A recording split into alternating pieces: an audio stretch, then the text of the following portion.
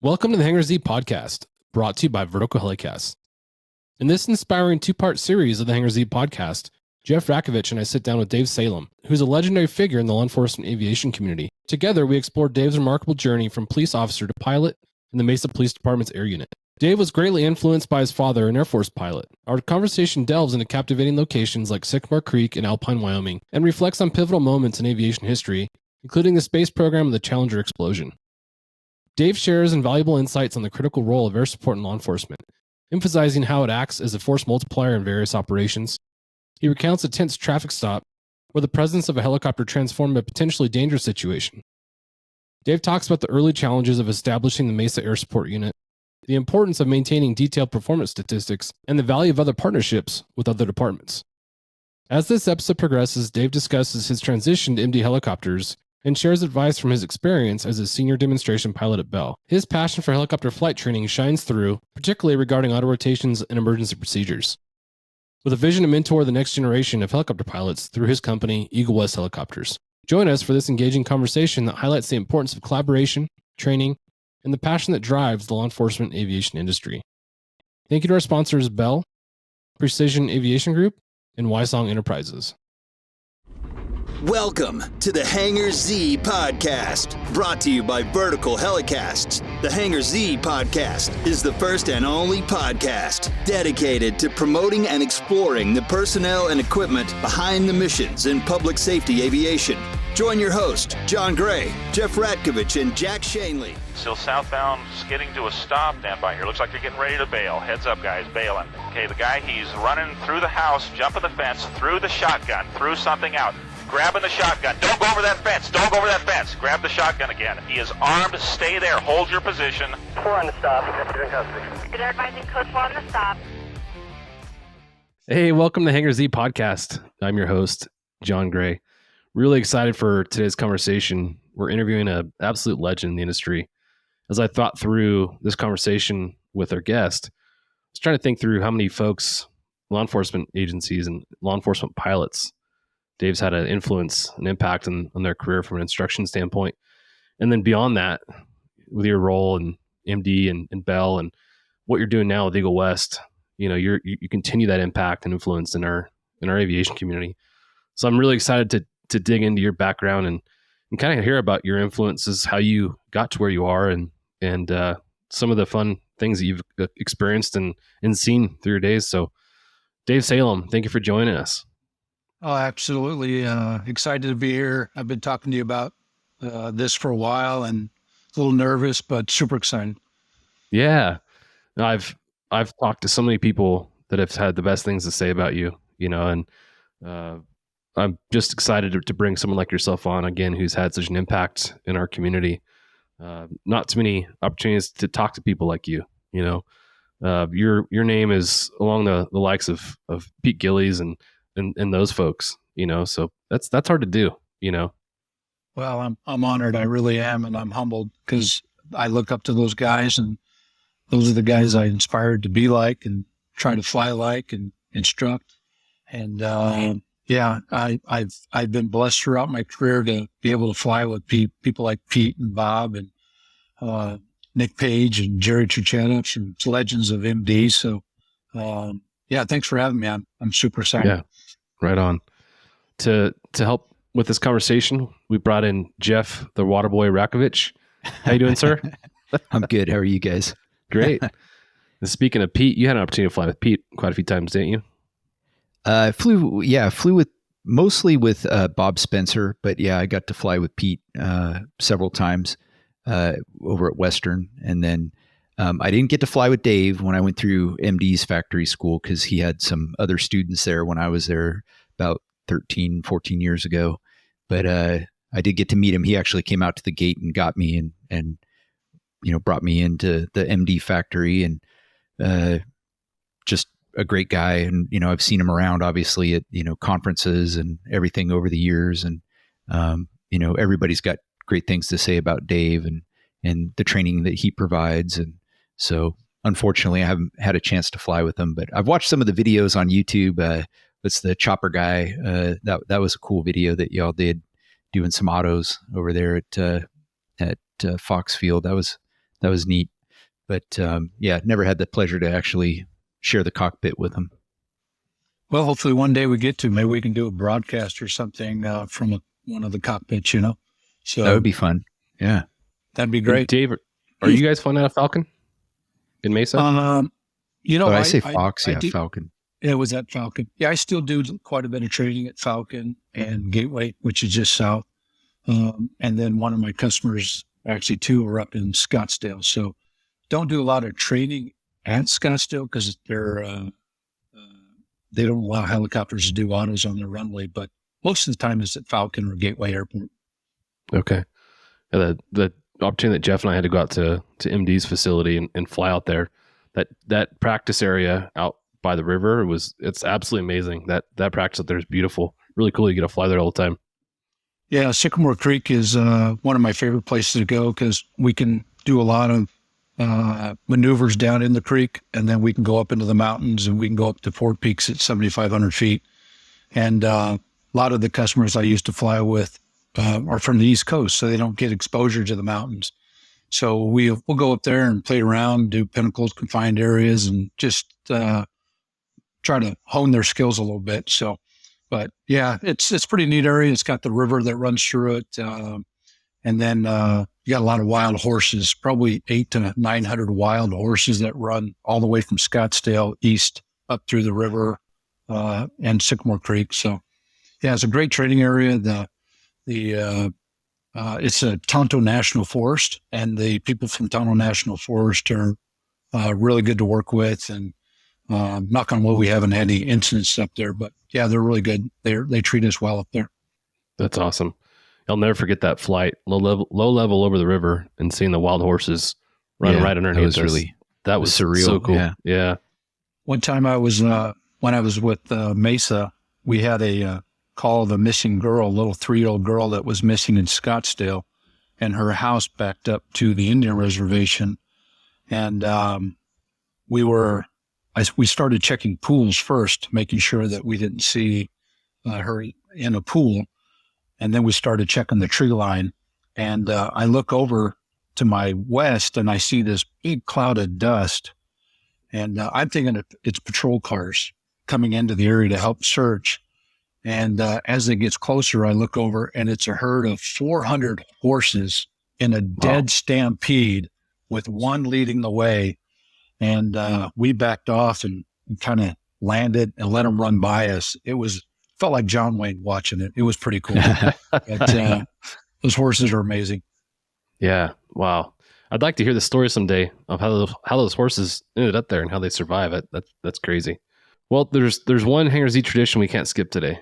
We've talked about drink of the day for a long time, and it's funny, as we try to streamline some of these conversations, the hot seat we realize is taking up a lot of time. So we're trying to get into the meat of the conversation a lot of the times. And drink of the day is one that keeps coming up. People are like, hey, when are you going to drink the day again? So this is an opportunity for us to drink the day. It's a little bit early, West Coast time. We lost him. To hop into something spicy, but I couldn't miss this opportunity to get something spicy with you. So I've got a vodka soda in my CNC Yeti cup with some surfy stickers on them. So that's what I'm going with. Dave, I know you got something special. What are you going with?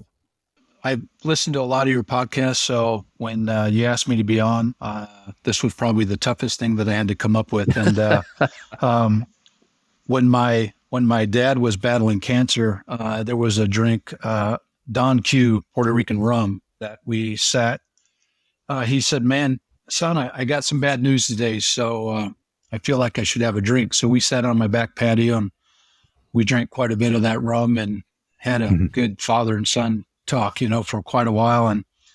But the drink of the day that I have to go with is a family tradition, and it's basically a rum and Coke, Captain Morgan Spice rum. And this cup is my son gave it to me.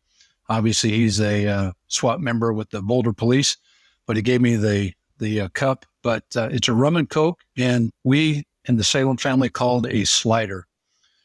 And the reason we call it a slider is I went over to my parents' house one day, and my dad had a fresh wound to the top of his head. And I said, Dad, what happened? He's like, nothing, son. And my mom's over at the table laughing. And I'm like, what's going on? And he's like, nothing. I said, Dad, what happened? Well, Dad, son, I've been battling cancer and I've had a really tough time. And I needed to have a drink. So I had a rum and Coke. And then that one turned into two, and then two turned into three. Yeah.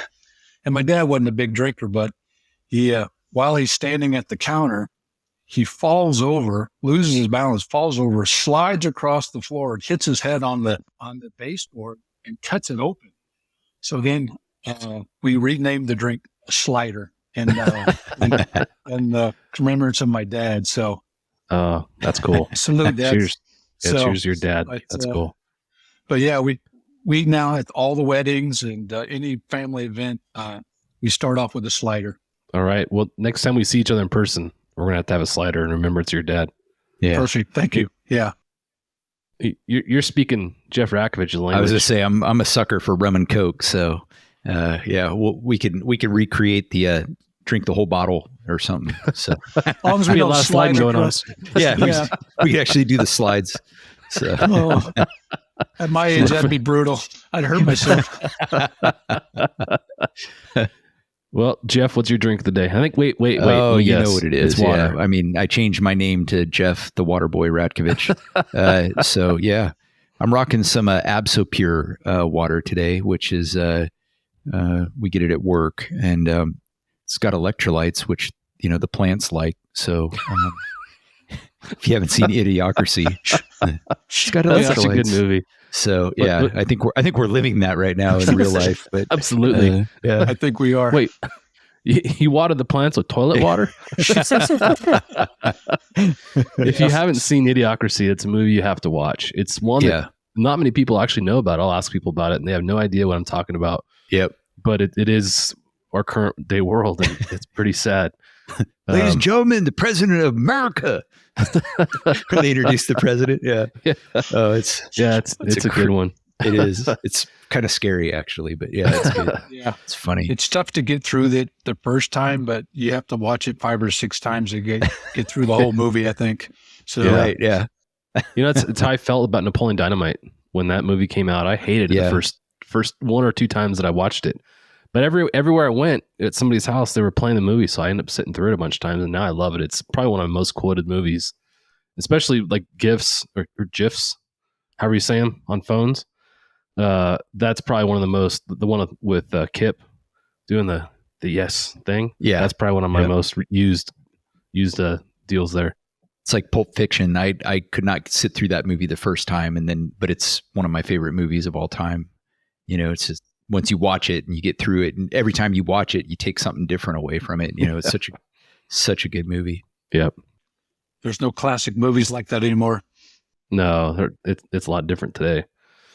Well, cheers again, boys. This is an honor. Cheers. Cheers.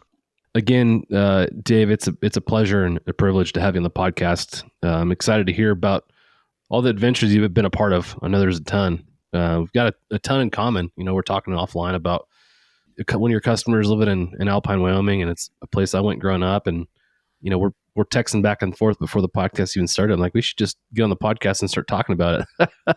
Yeah, that's a beautiful area. It's an amazing place.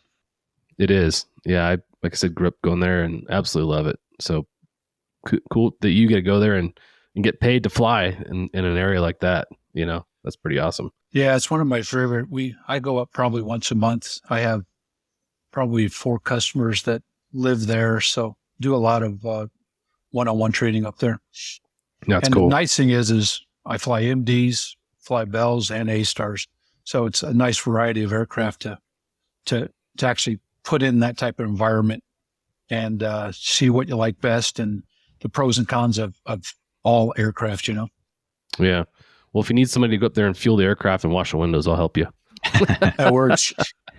It's funny going back to when Jeff and I went to MD. There was someone there who had a place in Alpine, probably one of the customers you train with, but he was at MD getting some recurrent training of some sort, and it's become a popular place. Like we were saying, when I grew up as a kid going there was a couple hundred people that lived there, and now there's an airport and multi-million-dollar ranches and all kinds of stuff. So pretty wild. For you, before we get into kind of how you wound up in law enforcement and aviation and got to where you are now. Can you just give us an introduction to yourself and let us know what you're currently doing and kind of how you got into aviation and whatnot? I was born out at Luke Air Force Base here in Arizona, and we'll just say quite a long time ago.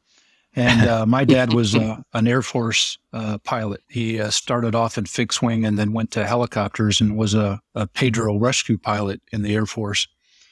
They were actually stationed in Japan in the early 60s, but his dad was battling cancer, so the Air Force allowed him to come back to Arizona, where all my grandparents are in southern Arizona. So Luke Air Force Base was the closest Air Force base at the time, so they repositioned him at Luke. And then I was born in April, and then he went off to Vietnam for a year in July. So my mom raised 5 children from 3 months old up to 10 years old while my dad was a rescue pilot in Vietnam. Wow. And then went to school in Tempe, and then met my beautiful wife of 36 years when I was working out at a gas station in Ahwatukee. And then we raised our family in Mesa, where I became a Mesa police officer in 1989, where I had several different positions. I was a patrolman. As we all start off, I became a field training officer. I then became a motorcycle officer, mainly dealing with DUI enforcement and serious and fatal accident investigation. And then in 1994, Mesa started up by an air unit, and they leased 2 helicopters, MD-500Es from, at that time, McDonnell Douglas. They did an 18-month program to see if it was viable to have an air unit. And after the 18 months, the city realized how valuable an air unit was. So they purchased a brand new E-model, and then they purchased one of the ones they were leasing. And then once they got an air unit, I started applying for it, and I got picked for the position in 1998, where I then became a pilot, one of the flight instructors, and then one of the senior flight instructors, and then where I ended my career. So in 2009. So, I was fortunate that Mesa had an air unit, and then I was able to actually get on the air unit. Yeah. Yeah. It's such a tough place to get to, especially in the early days of a program like that, when kind of in the infancy and growing. But going back to your dad, being a part of, or being in the Air Force, and his time in Vietnam, do you remember what he was flying back then and what some of his missions were? Thank you to our sponsor, Wysong Enterprises. Wysong Enterprises offers specialty rotorcraft completion facility, focusing on solutions and installs for customers in various industries, including EMS, law enforcement, energy utility, forestry, tourism, security, and corporate applications across major OEM platforms. Visit us at wysongusa.com. Yeah, he started off as a new pilot in Texas, and then went to Louisiana, but he was flying an H-21, which was I believe it was, I think it's a Sikorsky H-21. And the odd part about it, it has no vertical or horizontal stabilizer. It's just a tail boom with a tail rotor.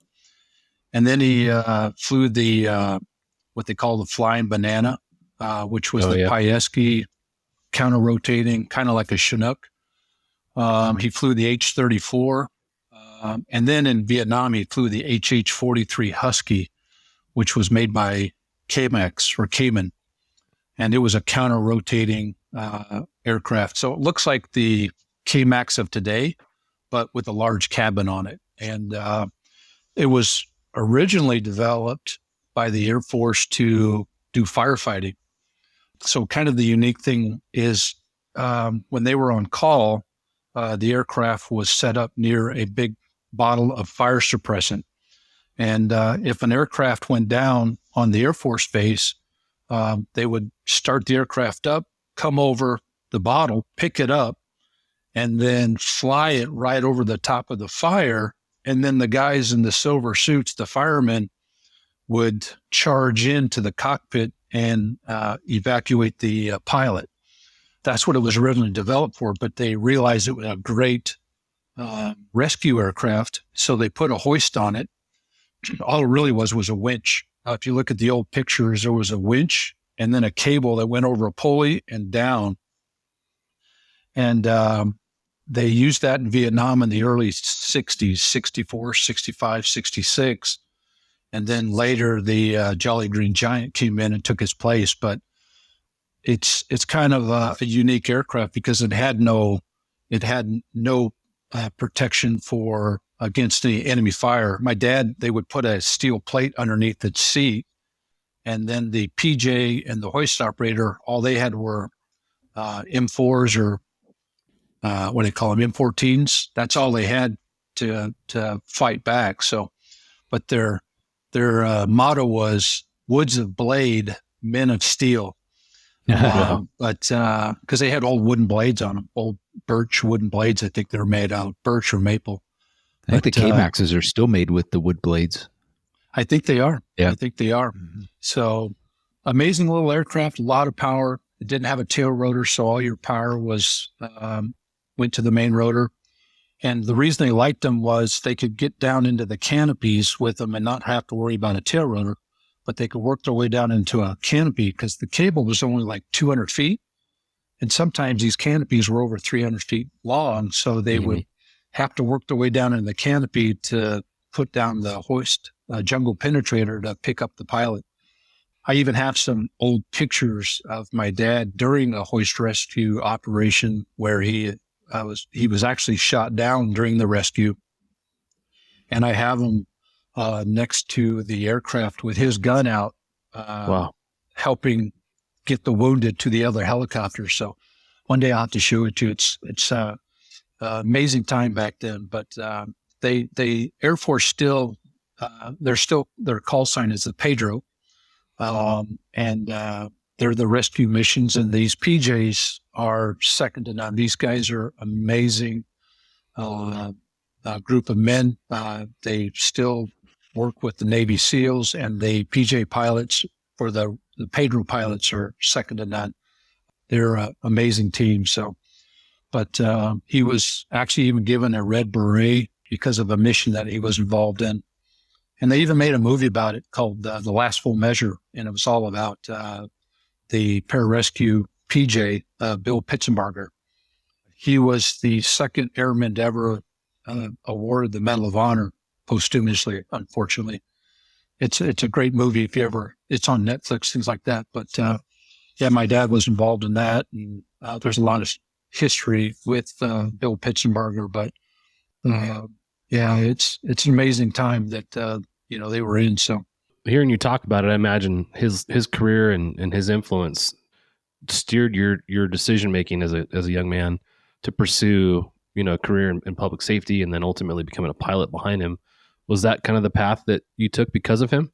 As a kid, I remember first of all watching the Apollo 11 landing on a black and white TV set in Montgomery, Alabama.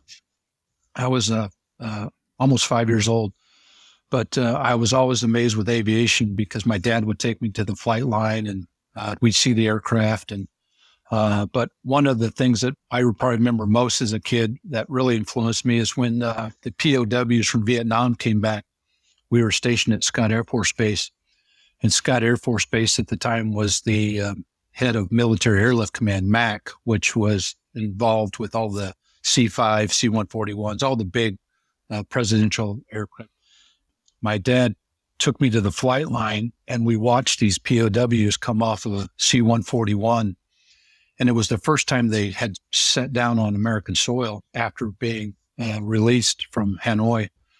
And I remember them kneeling down, kissing the pavement, and just the emotion that came over us. I still get choked up. But yeah, it's pretty a major influence. And then I went to ASU for a couple of semesters and went into Air Force ROTC, and really didn't enjoy it. But I wanted to fly, and I knew I did. But I was able to join Mesa Police, And at that time, they didn't have an air unit, but I remember telling my dad I was going to be a policeman. And we were driving to Alpine, Arizona, which is we were going elk hunting. And I said, "Hey, Dad, I applied and got accepted to be a Mesa police officer." And he's like, "What the blank do you want to do that for?" and we had a long discussion. And then after I joined the police department, he saw how it was very similar to the military and the brotherhood and serving. And he changed his mind after that. And I was able to fly him in the helicopter quite a few times while I was at Mesa, while I was at MD, and even at Bell. So he was a major influence in my life. But once I got into the air unit, it was pretty exciting. He really enjoyed it, and talking about the old days, Yeah. You bring up the space program, and I think that's something that for a while didn't exist. I think there's a generation of kids that didn't really see the space program like we did. I remember growing up in the 80s and you'd see the shuttles landing. I went to Edwards Air Force Base and saw, I think it was Discovery land out there. And I think about how impactful that was as a kid, seeing it and how awesome I felt like that was. But, now that the space program is back and SpaceX launches seem like they're happening just about every other day here in Southern California out of Vandenberg. And it's really cool because you'll see the rocket launch and, there's apps that you can use to watch those things. I think that's influencing a whole new generation of aviators seeing that. Jeff, do you remember as a kid seeing or being attracted to the space program stuff? Growing up in the 80s, I mean, the space shuttle was just huge. I remember having I had a toy that was a space shuttle that was like one of my favorite, toys to play with. I don't know. It was like, little action figures and stuff.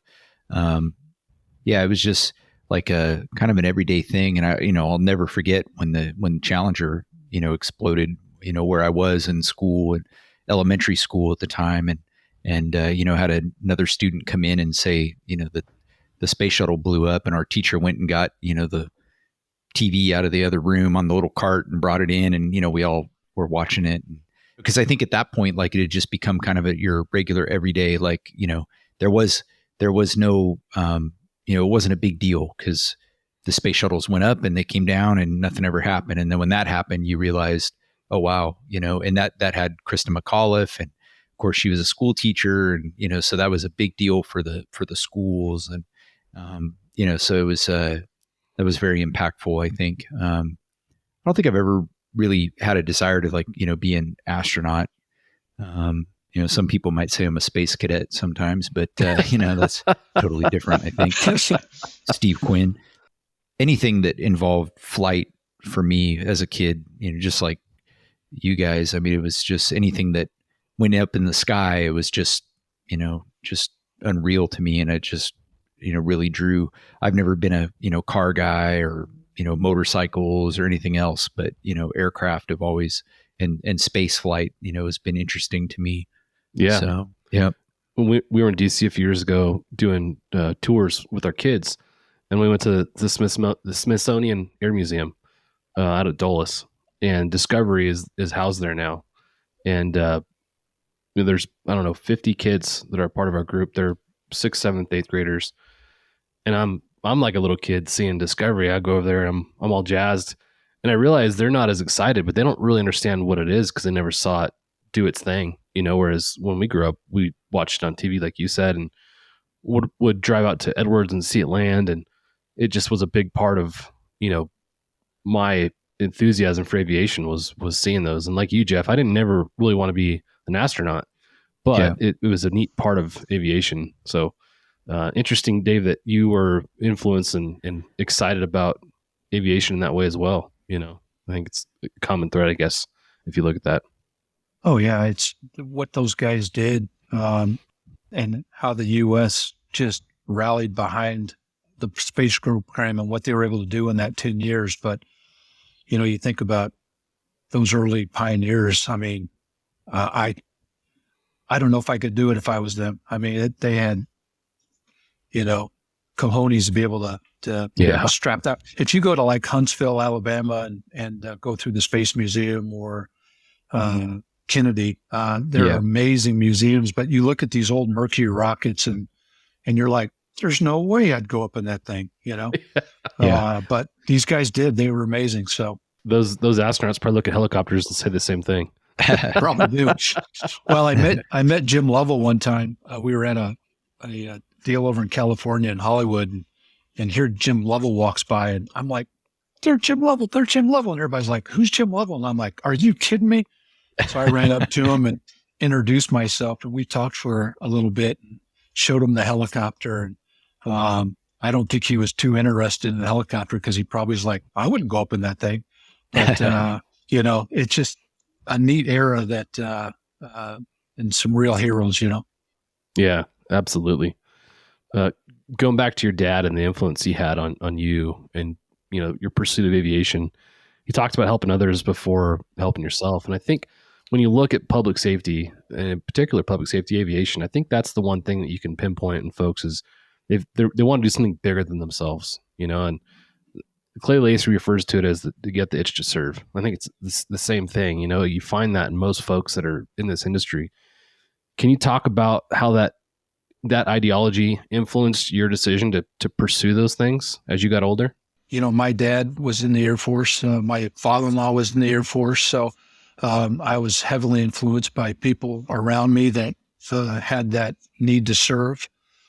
So I saw it. And then as I became a police officer, I was always kind of brought up to always think of others first. And I remember we were going to a fishing tournament, and my dad was a vice president of a large construction company here, and he was a head of safety and union relation and things.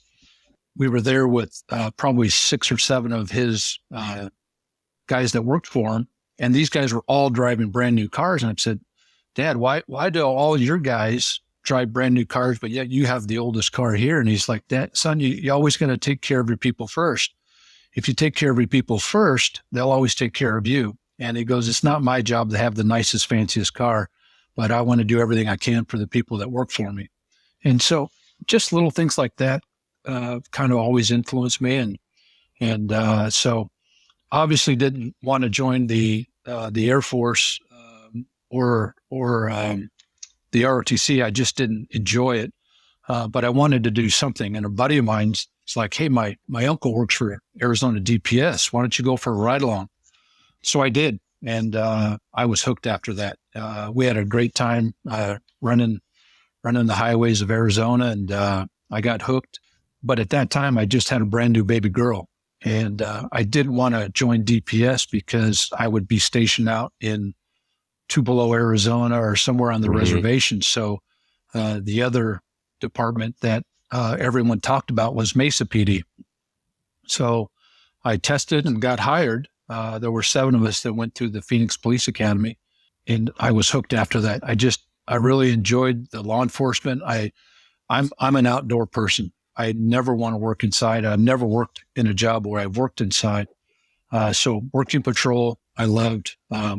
Working on a motorcycle squad was awesome. Very, a lot of teamwork, a lot of brotherhood there. I think it just, you either want to serve or you don't. And I'm just blessed that I was surrounded by people that do. And also my family. My son's a police officer in Boulder. My son-in-law is a captain in the Army. My daughter is a teacher, and she also, sacrifices being in the Army. And my daughter-in-law is a pharmacist that works at a level 1 trauma center. So I think I lived a blessed life, and I have a lot of people around me that truly serve. And this is what I think is, I think it's just something that you either have or you don't, so. It's interesting. You look at people like your dad who are influential, the legacy that he's left behind, with your generation and the generation that follows. There's a book called The Anchorman, and not like the movie. I was going to say. It's actually not The Anchorman. I think it's just Anchorman. The guy who wrote it's named Steve Farrar. And he talks about the impact that fathers have generationally. And he really says like strong leaders and strong fathers will leave 100 years of legacy behind them. You can see that through what you're talking about, with these different generations that are serving others through their professions, which is really neat. But going to Mesa, I think obviously people have an idea of Arizona, where that's at, but can you describe where Mesa lies within the state of Arizona? Bell is proud to sponsor Vertical Helicasts and their vision to hold meaningful mission, safety, and best practice conversations in the helicopter industry. The lessons learned from these conversations will undoubtedly shape the future of both new and veteran helicopter operators. Mesa is the third largest city in Arizona, right behind Phoenix and Tucson. And it is just east of Phoenix. So you have Phoenix, the large metropolitan, and then Tempe, and then Mesa. So Mesa is approximately 135 square miles. It might be a little bit bigger now. When I was there was 850 sworn. Wow. And about 100 or 1,500 total employees with the department. So you had a lot of civilians working in the crime lab, property, records clerks, things like that. But there were about 850 sworn. When I started, we only had just over 300 sworn. So it grew rather quickly in the 90s and then the early 2000s. Yeah. I think Phoenix, everyone kind of has an understanding of the weather that lies within the Phoenix area. Some extreme temperatures you guys deal with in the summer. Can you talk about what that was like as a police officer and later as a pilot operating in like those extreme high temps? Mainly growing up here, from my early childhood up, I was used to the heat. I don't mind the heat. Actually, I hate the cold. Patrol, you're hot, but you go get in your air-conditioned patrol car. But probably the hottest job I had was a motorcycle police officer. Yeah. Wearing a dark blue uniform on a black motorcycle, working on black asphalt in the summer. It was brutal. But again, you just drink a lot of water. My nickname was Pool Man 2. But so what we would do is our lieutenant would allow us to go home at lunch, and obviously you're not hungry because you've been out in the heat all day. So I would just strip down into my pool and get into the pool and just cool my core temperature down. And I'd have the radio right there, but you had to cool your core down and then get dressed back up and go hit the street again.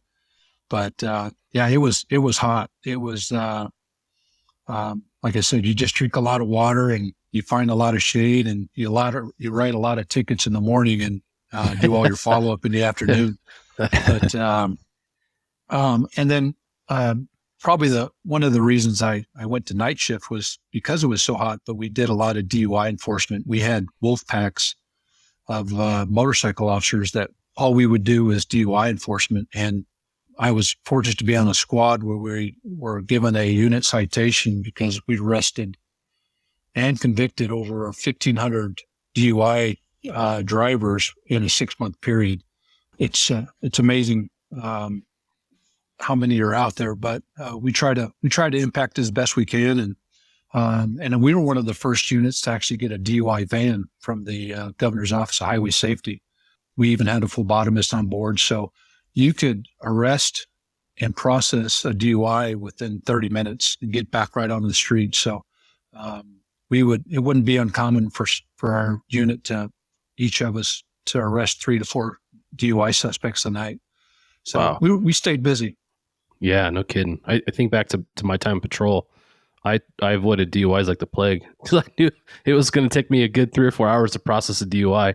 So, I'd do everything I could to, either dispo it in a different way, make sure the problem doesn't return. But DUIs were always something I tended to avoid, but it's an important issue. Like you said, that the problem isn't only at night. It was always surprising to me to see middle of the day how many people were blasted, and a lot of that was the alcoholics, which there's a scary number that are driving the surface streets during the middle of the day with our families out there. So kudos to you for your duties there. Jeff, were you a DUI guy? No, I despised doing DUIs, all that paperwork and, just the time it took. I had a partner though that he aspired to get into the traffic unit. And so, we worked well together because he would do all the FSTs and I'd do the admin per se and do the tow sheets. And while he was doing all the FST stuff, and then, we kind of had this this good, system down and it was funny because he didn't have the breathalyzer, training or whatever, but I did. So then we'd get to the station, I'd do the breathalyzer while, he was, doing the booking paperwork or whatever. We just had it worked out. So we could knock one out pretty quick. And I think the earliest I ever saw one was when I was on graveyards, stopped a guy at like 8 a.m, like right before shift change. It might've been 7 a.m, and he was sauced. And I was like, where have you been? Like, geez, 7 o'clock in the morning, you're going to work and you're already freaking drunk as hell. That's crazy. But 1,500, that just makes me not ever want to drive in Mesa, Arizona in the evening, I guess. Wow. 1,500 in 6 months. It's a big problem, but it's everywhere. It's everywhere in the U.S. And hopefully, I think with Uber and Lyft, I think that number's hopefully going down because I think it's easier to get a taxi, get a ride, and people are a little more aware of it. A lot of the young kids that I know now, I think, plan better. And so I think that's been a big influence. So hopefully it gets better. Well, nobody has an excuse in the Phoenix area. Y'all got all those self-driving cars everywhere. Yeah. Oh, yeah. Those scare me. Yeah. John and I, when we were out there with MD, there was where we stopped, we went to the mall area to get some food one day, and, there's self-driving cars all over the parking lot and stuff. We were like, what the hell's going on here? Yeah, there's a crowd of people around them taking pictures and checking it out. But again, going back to patrol, I got to where I despise dealing with alcohol-related calls because I'd say 99% of the fights that we got in were with people that were drunk, and no reason. They have no reasoning abilities. They want to fight. It was always a mess. But there was also funny things that came from the alcohol-related calls. For you, with the DUI enforcement, being around it so much, anything that sticks out as funny that you recall seeing with any of the people you're doing FSTs with or transporting? I think the one that kind of sticks out was this young kid. And again, during the winter, we wore long boots and big leather jackets and all that. And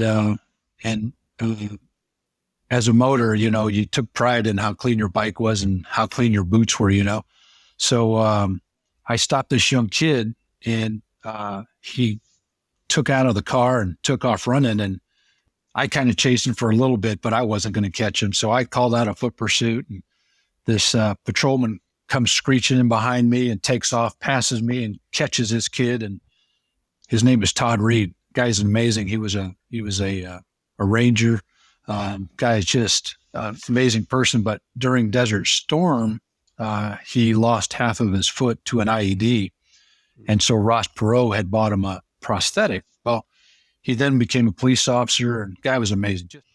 Well, Todd catches this kid, and we take him back to the DUI van, and this kid is just mouthing off. And, every other word started with F. And Todd's like, why don't you shut the heck up? And these kids just kept mouthing off. And Todd's like, look, I'm 20 years older than you, and I caught you. You had a 200-yard start, and I caught you. And Todd reaches down and takes his foot off, pops his boot off, and it's prosthetic, right? Yeah. And he goes, look, I only got one foot, so shut the blank up. And this kid looked at him, and never a problem after that. This kid didn't say a word after that. But, That's funny. I think that's one that kind of sticks in my mind. But we saw a lot of tragedy because of DUIs, and we did a lot of fatal accidents and serious crime accidents. But yeah, that's probably the one that kind of sticks out as funny to me. It's a whole different world at night, as you guys know. So we had a good time, but we stayed busy. Yeah, you get tired of dealing with the alcohol-related calls. That was probably one of the things I was happy about going to aviation, was not having to deal with that anymore. For you, Jeff, any funny stories you can recall that were alcohol-related? That didn't involve me as being the subject matter. We arrested this girl. It was just for drunk in public, and I don't remember what the circumstances were, but anyway, my partner and I are driving her to downtown to the jail, and it was her 21st birthday, and she was just having a complete meltdown in the back of the car because it's her birthday, and my partner says, "It's your birthday?" And she was like, "Yes." And, through tears and sobbing. And so he was like, "Happy birthday to you." So we start singing happy birthday to her. And every time we get to, where happy birthday to you, and she would say, and she's back there singing in the back of the car, sobbing. And she's like, "Happy birthday to me." And like, it was just the funniest thing. And, she took her to jail, booked her in, and that was the end of it. But yeah, that was probably one of the funnier ones that I remember. But I agree with you, John, like the alcohol. I mean, not just, the lives ruined on the road, but I mean, domestic violence. I mean, a lot of it is, child abuse. I mean, everything, kind of revolves around substance abuse. And a lot of times it's, alcohol and drugs. And so, yeah, you start to get jaded the longer you stay on the road and do that stuff. I think it kind of just chips away at your psyche, and I think, going to aviation was, changes your perspective. 'Cause now, I'm sure you guys have all experienced it. You can be in a police car or in your police uniform, and walk into a restaurant and people just look at you. And then you get the parents telling their kids to behave or he's going to take you to jail. Which I would always say, no, we don't take, bad kids to jail. We take bad parents to jail. And then I turn around and walk away, and the parents are just like, but you get into aviation, and now you're wearing a flight suit, or, you're going to dog and pony shows, and people, they, I guess their guard is down with you because they're so like interested in the helicopter and what you do, that it just, I don't know, I think it kind of softens you again back to kind of being more of a normal, person, because you're not having to deal with people, lying to you all the time, and dealing with those situations. So it definitely gives you a different perspective of law enforcement, I think. Right. I remember, I got to tell this story since Dave was a motor, but I remember one day we went to this local restaurant in town that was real popular with, all the cops and stuff. And so us in the air unit, there was like, I don't know, 4 of us maybe. And we roll into the restaurant, and all the motors are, having their lunch. And so their bikes are out front. We walk in, and, they're all sitting around the table, and we joined them. And you could just, like, after we had lunch, we're cutting it up with these guys, and everybody goes on their merry way. And we get back in the car, and Dave Mullins, who Dave Salem knows Dave Mullins, Dave looks over at me, and he's like, "Is it just me, or the motor's just the most unhappy bunch?" And I was like, well, think about it. And kind of like you, Riverside, obviously the Inland Empire gets, pretty hot, maybe not Arizona level hot, but 110, 115 degrees in the summer. And I'm like, these guys are out on these bikes all day riding, no air conditioning. I said, and then they're stopping most of the time soccer moms and upstanding citizens in the city that are telling them, "Why aren't you out arresting real criminals?" and stuff like that. And I said, so it's got to wear on them after a while. Like, they thought they had the best job in law enforcement, but most of them had never been in the air unit. And I was like, yeah, you guys don't know how good it is in the air unit compared to any other assignment on the police department. That's the truth. Yeah. And that's where I tried to take advantage. And I wasn't a big ticket writer. I would probably get in trouble because I didn't write enough tickets, but I did a lot of stops and talked to a lot of people and warned them. To me, it's better to educate somebody so they don't do it again versus just writing them a ticket and have them upset at you all the time, So I agree. Yep. But yeah, there are some guys who they love writing tickets, but I wasn't one, Yeah. But doing the accident investigation and things like that, that's what I enjoyed. Well, I think you can change behavior in the fact of, if you get stopped, because everybody knows that feeling. You see those red and blue lights behind you, or down here in the South, the blue lights. When those come on, you get that immediate pit, in your stomach, and you're getting a ticket, you're in trouble. And, it's like, you feel like a kid when your, parents catch you doing something you're not supposed to be doing. And then if the cop comes up and changes that dynamic by, letting you off with the warning, I think to me, it would do more to change that behavior than just getting punished with a ticket. Cause now again, they leave with that sour taste in their mouth of, man, that cop was just wrote me a $500 ticket or whatever the hell it is. And, now they've got to deal with that, as opposed to, hey, do me a favor. And one example, when I was in the air unit, we had lights and drove a police car, but we didn't even have a ticket book. And, this lady, I pulled up behind her in the turn pocket at a solid red, and she made a turn on the red against the red. And there was cars coming the other direction. So I lit up and went through the intersection and pulled her over. And I walked up, and she was a young black lady. And as soon as I got up to the car, you just stopped me because I'm black. And I was like, no, ma'am, I stopped you because you ran a red light right in front of me and, into oncoming traffic. And I mean, it was literally, so now I'm like, oh, great. Now I'm going to get a complaint. I said, can I get your driver's license registration and, proof of insurance? And I wasn't going to write her a ticket. I didn't have a damn ticket book in the car, but I walked back to the car, ran her to make sure she didn't have any warrants and, had a valid driver's license, and then walked back up to the car. And when I said, would you be okay if I just gave you a warning today? And I mean, it immediately changed that dynamic. And she was like, can I hug you? And I was like, no, that's not necessary. But it totally changed that entire contact. And it was just by giving a warning. Now, hopefully, maybe, because the way I would think about it anyway, is that if I just got that ticket, or if I just got let off by the cops, I was lucky. That's probably not going to happen again. So, I probably need to change my driving habits or behavior. I agree with you, Dave. I think it's, there's more ways to skin a cat than just scratching a ticket every time and putting people in bad positions.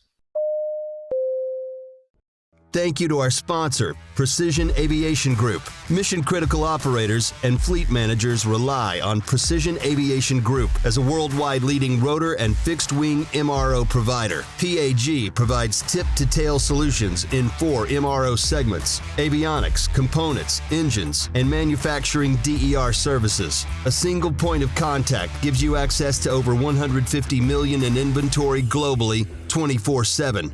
Just call 800-537-2778. Precision Aviation Group. Others sell parts. We sell support. I was on a traffic stop with a coworker, and he stopped a guy. It was a legitimate stop, but it was a cheesy ticket. And I gave the driver, I said, look, here's my business card. Take this to court. Call me in the witness, and the judge will drop this ticket. I said, because the officer's writing you a cheesy ticket, and I don't agree with it. And the other officer got mad at me, and I'm like, dude, it's a cheesy ticket. These people had a legitimate reason why they were doing what they did. So, to me, I guess I was kind of a nice guy. But I think you have more of an impact, like you're saying, if you just treat people the way they deserve. And I've had people like, Officer Salem, I'm sure, I didn't want to get arrested, but I'm sure glad it was you. I'm like, there are people that you have no respect for, but there are some people that just have bad luck, and they're in this unfortunate situation, and you try to help them out the best you can.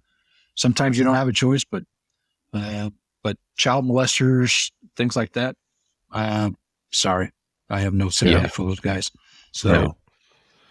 Well, but looking back at your career, you're in motors. What was the thing that made you decide to pursue aviation? Obviously, the program had come into existence, but what was the thing that, like, okay, now I want to do this? I saw how important it was. I saw, well, first of all, there are helicopters, and helicopters are cool, right? So, but I remember a traffic stop that I was on that really had a big impact with me. And I had stopped this guy. I was a motorcycle officer. I stopped this guy, and I ended up arresting him for DUI. But while I was at the window talking to him, when I first stopped him, the air unit showed up and shined the light on him. It was a SX-16, so you're talking, was it 10 million candle power? So it's lighting the car up. And while I'm talking to him, the guy's a little hickey, but I'm not seeing anything. I end up getting him out of the car. I arrest him for DUI. And subsequent to the arrest, I search his car, and he has a handgun sitting right next to his seat. Wow. And so I get him back to the station, and I'm like, what are you going to do with that gun? He goes, to be honest with you? And I said, yeah, be honest with me. He goes, I was going to kill you. He goes, I don't want to go back to prison. And he goes, I was going to kill you. But when that air unit showed up, when the helicopter showed up, I knew I couldn't get away. And so I decided not to. And so I realized how much of an impact a helicopter has and how much of a force multiplier it is. And so I started putting a request in, and I got selected, like I said, in 1998, and never looked back after that. I had a great time with that. Got to do a lot of neat things, got to train with a lot of neat people. And, but yeah, that was one of those things that kind of made me realize how important an air unit can be for a city and how much of a force multiplier it is for those guys on the ground that are having to deal with the bad guys. Yeah, we've actually talked about that quite a bit, and how powerful those kinds of stories are. And that's the one thing we always say, like, how many of these situations that you just described take place probably on the daily, It's really powerful and a great example of the efficiency and effectiveness of an air unit. I just, there is ultimately no way for that guy to escape that point. So that's a great story. Jeff, have you heard any firsthand accounts of things like that before? Well, we were on one in Corona where a female officer was out on a stop, and I can't remember if I think the guy went. I can't remember if he actually got physical with the officer, but she put out I don't remember. She put out like an 1111, which is like an emergency backup, or just like a regular 1110. But we were in the area and responded, and got there overhead and got the light on, and we found out later that kind of the same thing. Like once he heard the helicopter, saw us, that he totally changed his tune, because now he realized that the cavalry was coming, and went with the program, and she reached out to let us know that, hey, what you guys did totally changed the situation by just being there. And and I know, like, working graveyard shift and stopping guys on a kind of a remote area of the city where I knew if something bad happened, it was going to be a few minutes before I got it back there. And it was like 5 guys. And when I put it out, and then, a minute or two later, you hear the helicopter coming, and what a reassuring sound that is for the officer, because, hey, I got people coming that have got my back. And then it, like Dave said, it completely changed that dynamic, which could have been extremely violent, to where the guy just, went with the program. And I mean, we've seen it in the helicopter, pursuits where, you turn the light on and the car stops, and you're like, son of a bitch. And, they ask them later, like, well, why'd you stop? Well, because the helicopter was there. I knew I wasn't going to get away, so I might as well pull over. It's like, come on, we want to run. We want to chase you too. But, but it has that effect that, it really just, like, I mean, Dave put it well. It's definitely a force multiplier.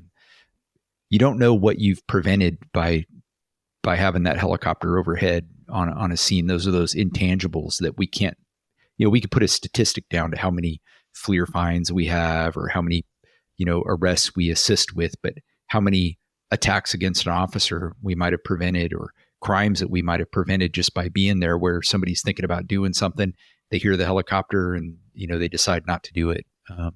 We'll never know those. It's great that Dave actually has at least one statistic for us, that, there was one time where a guy was planning on maybe killing a cop, and he decided not to do it because the helicopter was there. Well, even just bad guys will tell you, I usually don't come into Mesa or Phoenix because you guys have helicopters. If we're going to go do burglars, we'll go do them in another city, So the bad guys know, and bad guys even a lot of times know when you land or take off. I mean, some of these guys aren't stupid. They know how effective a helicopter is. So it's important for a mid-sized or large city to have air support like that.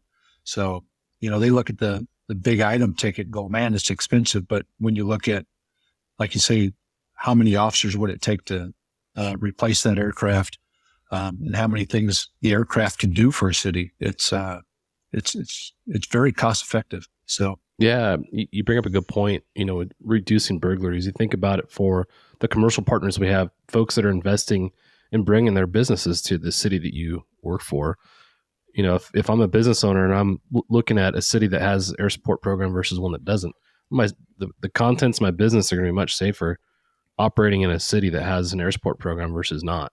So I know we worked hand in hand with our economic development agency because of that. You know, they could explain those tangible benefits of an aviation program to the people that were investing and wanting to bring their business into the city. So that's a great point, you know, as far as the effectiveness of an air support program.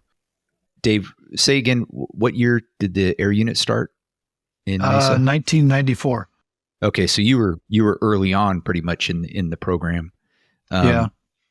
I'm sure John probably has a question for it, but I'm going to ask it since it just popped in my head. But what kind of equipment were you guys running, and what kind of, I guess I don't want to say issues, but early on, in a startup, program, I mean, there's got to be some challenges there. Can you explain, like, maybe some of those challenges that you guys had, as being in the unit early? I'm guessing a lot of like policies and procedures hadn't really been ironed out yet. So were you involved in that kind of stuff with the unit?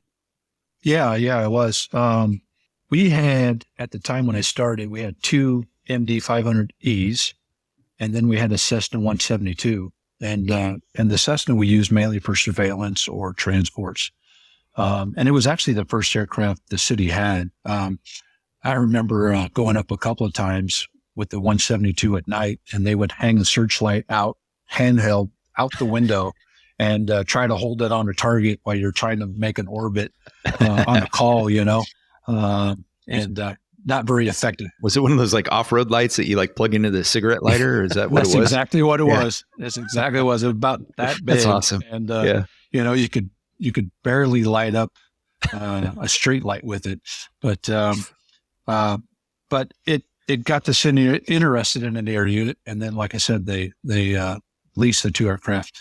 So we had two E models. And then in 2003, we bought a third E model. Probably the biggest reason we went with MD was they were right there on the field. So we had great support. It's a great product. I think it's still one of the best patrol ships out there. And it was economical. As a startup unit, you have to make sure that you don't cost too much. You got to keep the cost down. Probably some of the early issues we had weren't with the aircraft. It wasn't with the equipment.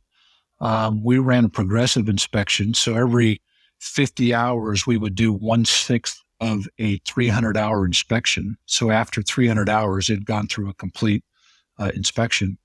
And we were flying, at that point, when I first started, we were working 5/8, and we were flying 4 hours out of that 8-hour shift. And then we went to a 4/10 schedule, and we were flying 5 to 6 hours on our shift. And we had 2 shifts per day, 8 o'clock in the morning till 6 o'clock at night, and then 5:30 at night till 3:30 in the morning. So we had 2 shifts, and we were flying per day 10 to 12 hours. So we were flying a lot. And with those aircraft, they did amazing. We didn't have too many maintenance issues. And when we did, the mechanics, we had 2 full-time mechanics. They did an incredible job. Probably the early on was just getting the policies and procedures set for bringing new people into the unit, determining how we brought people into the unit, and then trying to convince the administration on what type of person we wanted to bring in the unit.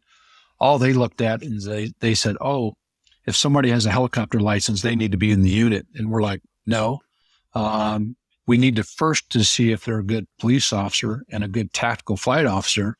And if they are, then we'll bring them into the unit." But just because they have a license doesn't mean that they will be a cohesive member of the unit or even be able to do a good job.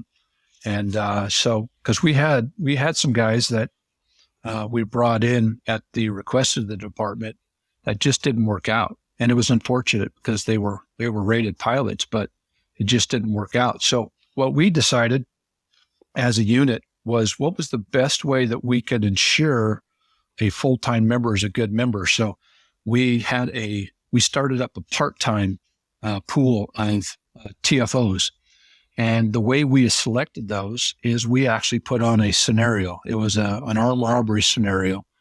And we had a couple of officers in an area that would simulate robbing a bank.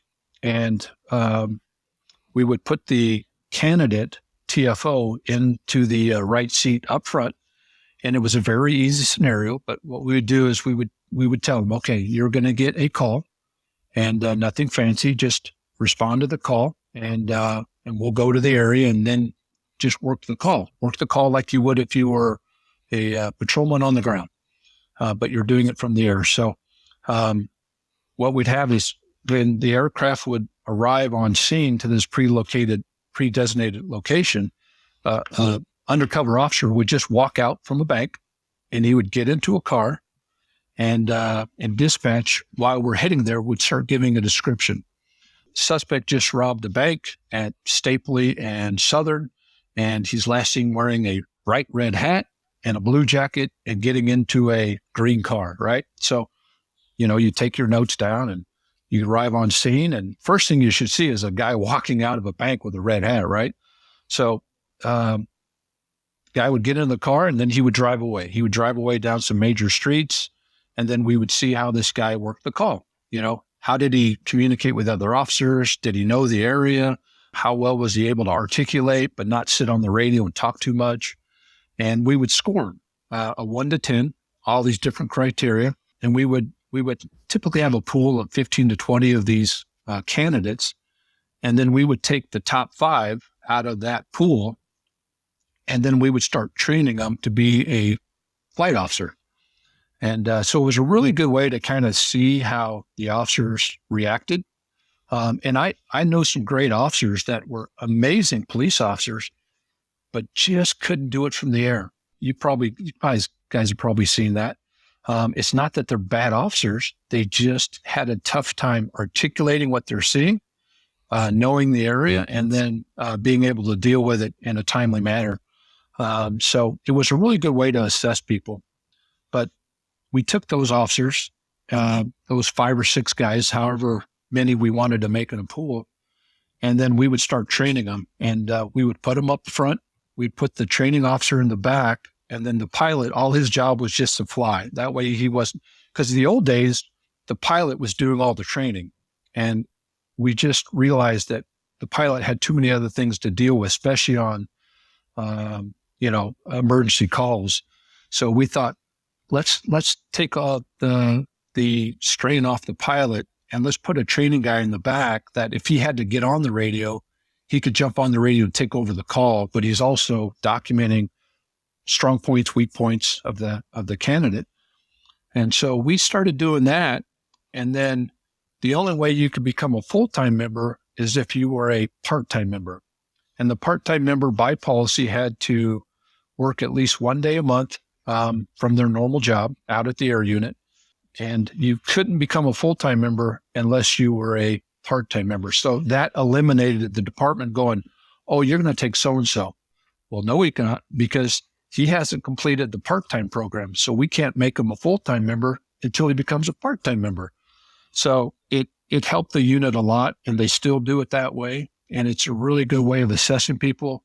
It's a really good way of documenting people's strengths and weaknesses. And if you have a guy who just doesn't do well, it's a way that you've articulated that the department now is behind, that goes, okay, this person didn't make it, so we're going to wash them out. So it covered our butts, because a lot of times the department go, no, we're still taking that person. But yeah, it worked out pretty well for us. And like I said, I think Mesa still does it that way. Yeah, I think that's a lot of agencies are doing that. Mine did that. And, in addition to looking at their ability to do the job, you kind of get a sense for who they are as people, right? Is this somebody you want to sit next to you for a long shift or a long flight? Because 2 people inside of an aircraft, it's a confined space, and if it's someone who is difficult to get along with, it's going to be hard to come up with some good CRM, and to be effective with these critical incidents that are taking place. Jeff, you guys did the same or similar, right? Thanks for joining us for this episode of the Hangar Z podcast. Don't forget to like and subscribe to hear more stories that promote the personnel and equipment behind the missions in public safety aviation. Lastly, stand by for a message after a word from our sponsors. Cheers. Thank you to our sponsor, Wysong Enterprises. Wysong Enterprises offers specialty rotorcraft completion facility, focusing on solutions and installs for customers in various industries, including EMS, law enforcement, energy utility, forestry, tourism, security, and corporate applications across major OEM platforms. Visit us at wysongusa.com. Bell is proud to sponsor Vertical Helicasts and their vision to hold meaningful mission, safety, and best practice conversations in the helicopter industry.